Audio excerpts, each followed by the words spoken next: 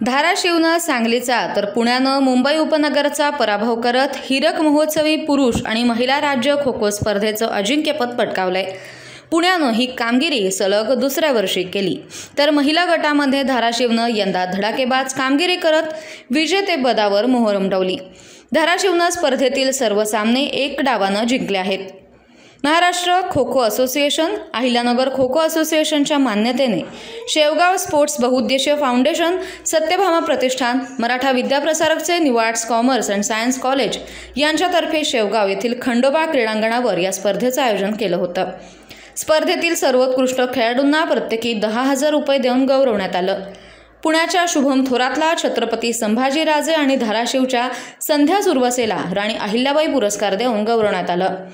पुरुष गटाच्या अंतिम सामन्यात पुण्यानं मुंबई उपनगरचा 4 गुणांनी अर्थात 18-14 असा पराभव केला। मध्यंतराला 3 गुणांची अर्थात 10-7 घेतलेली आघाडी पुणे संघानं कायम ठेवली।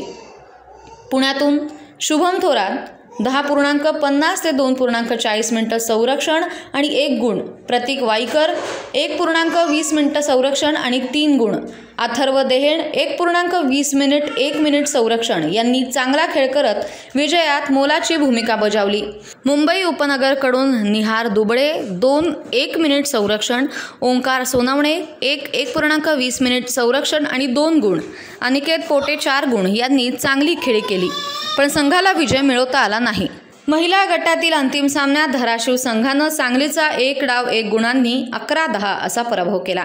पहिल्या डावात सांगली संघाला केवळ 5 गुण मिळवता आले, तर धाराशिवनं आक्रमक खेळ करत 11 गुण मिळवले। मध्यंतराला धाराशिवकडे 6 गुणांची आघाडी होती, जी सांगलीला पार करता आली नाही। दुसऱ्या आक्रमणात सांगलीला फक्त 5 गुण मिळवता आले, त्यामुळे धाराशिव संघानं सहज विजय मिळवला। धाराशिवतर्फे संध्या सुरवसे 3.10 1.40 मिनिट संरक्षण आणि 1 गुण, संपदा मोरे 1.20 मिनिट संरक्षण आणि 2 गुण, अश्विनी शिंदे 1.40 मिनिट 2.50 मिनिट संरक्षण आणि 2 गुण, तन्वी भोसले 2.40 मिनिट संरक्षण यांनी उत्कृष्ट खेळ केला, तर सांगलीकडून रितिका मगदूम 1.30 मिनिट संरक्षण आणि 5 गुण, प्रतीक्षा बिराजदार 1.10 मिनिट संरक्षण आणि 1 गुण यांनी चांगली कामगिरी केली।